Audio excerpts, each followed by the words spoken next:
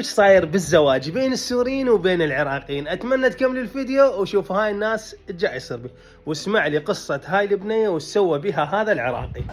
تقول دخل لي واحد عراقي بداعي الزواج وانا اجيك واخطبك من اهلك ومن هالكلام هذا، وراح هذا الشاب الاهلي وخطبني وعقد علي كزوج.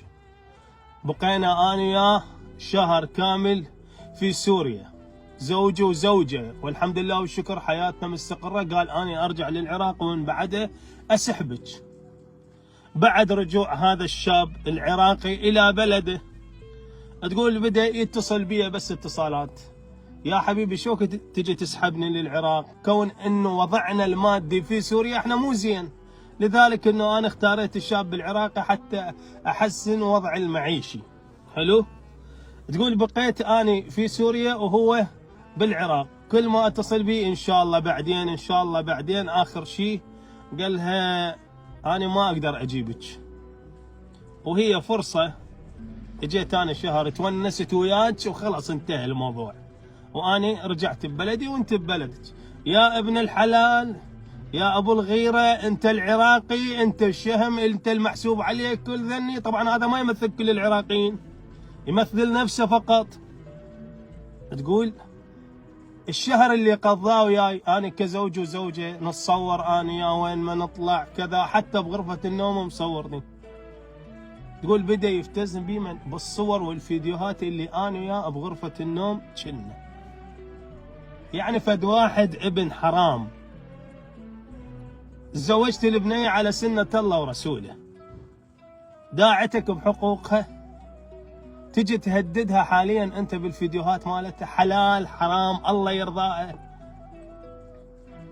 وبنفس الوقت اكو حالات نصب جاي يصير حتى في سوريا على العراقيين. انا اليوم مو احكي بس على ابن بلدي، حتى حالات النصب اللي جاي يصير بالسوريا احب ابلغ اخواننا اللي هناك. اكو شباب قالوا احنا نروح نتزوج في سوريا افضل، طبعا ذول يتزوجون على نسوانهم، وهذا شنو؟ بخت نسوانهم، هذا خطيه.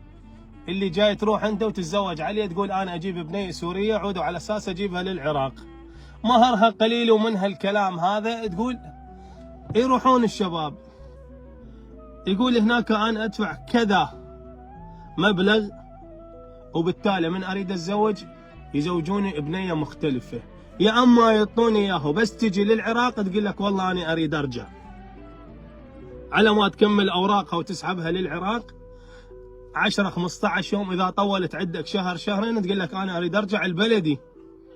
موضوع كلش حلو. تعال اوديك يا بنت الحلال.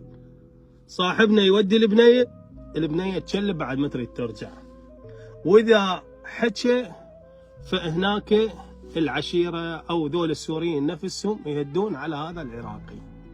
فحالات النصب اللي جايه تصير عندنا مو طبيعيه، يعني ما اعرف العرب شلون جاي يتصرفون.